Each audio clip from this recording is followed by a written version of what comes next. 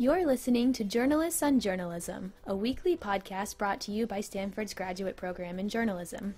For more information and upcoming speakers, visit journalism.stanford.edu.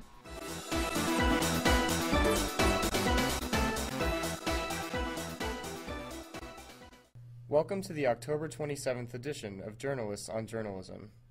I'm Dean Schaffer. And I'm Doug Ray. This week's speaker was Tyche Hendricks, editor for KQED Radio and formerly a reporter for the San Francisco Chronicle. My story is maybe a little bit of an interesting one just because we are in a really transitional time in journalism right now. And as I'm sure you're well aware, newspaper newsrooms have been shrinking, and that's probably not the place that many of you are looking as you think about where's my job after graduate school. And the Chronicle's newsroom shrunk dramatically over the last couple of years, and indeed they kind of got to a place where they couldn't afford to have somebody dedicated to covering immigration and demographics and some of those big picture issues. At KQED, she has taken on a different role as an editor for the California Report.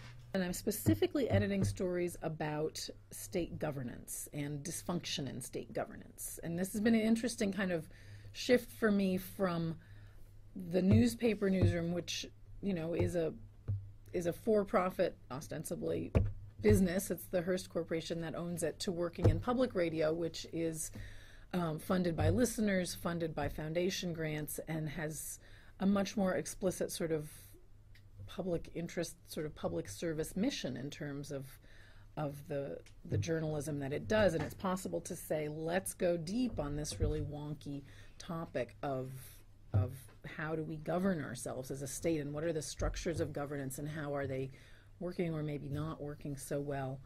According to Hendricks, working in radio is not as different as one might expect from working in print. The same sort of journalistic imperatives come into play in terms of taking those big ideas and drilling down and finding the individual stories that bring them to life. And that's in a way been the kind of work that I've done primarily as a journalist, is to take sort of bigger picture issues and policy ideas and so forth and those kinds of problems and say, how can we make this comprehensible for readers and bring it to life for readers, and through that sort of process of storytelling. And as far as KQED is concerned, things are on the upswing. In the time that I've been there, there's been the news staff has grown. It's nice to be in a growing newsroom after being in a really shrinking one. Hendricks has also made a name for herself as a reporter on the U.S.-Mexican border, a beat she started while working for the Chronicle. Becoming a reporter in a newspaper newsroom, knowing, you know, the standards and the ethics and the sort of the how we go about what we do. I mean, I think all of those things still apply even as the delivery mechanism is changing. And that's an experience that I wouldn't trade. I mean, it was tremendously valuable for me.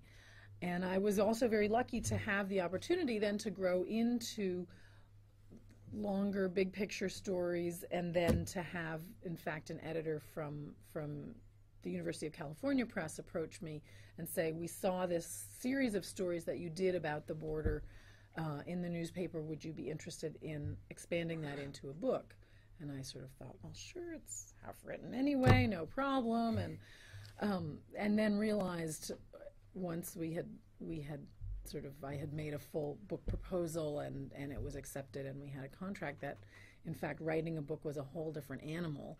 Her recently published book, The Wind Doesn't Need a Passport, takes an in-depth look at the turmoil at the borderlands. One place that I found on the border that kind of symbolized that other aspect of the border to me was this place that I opened with the beginning of the introduction.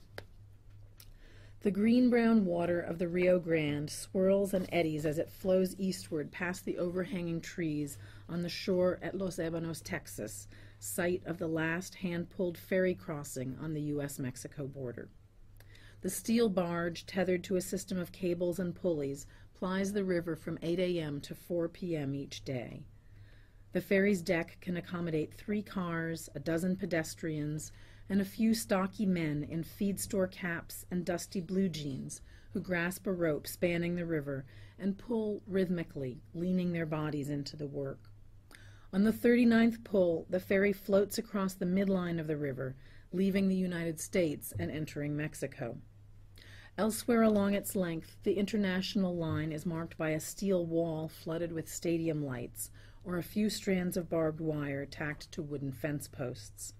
At the San Isidro port of entry, a painted yellow stripe across 24 lanes of traffic indicates the place where one country ends and the other begins. At Reynosa, a plaque in the center of a bridge over the Rio Grande marks the dividing line. Here at Los Ébanos, the river's midpoint exists somewhere on the muddy bottom, but no sign points it out. It must be imagined. This has been Dean Schaffer and Doug Ray for the Stanford Graduate Program in Journalism.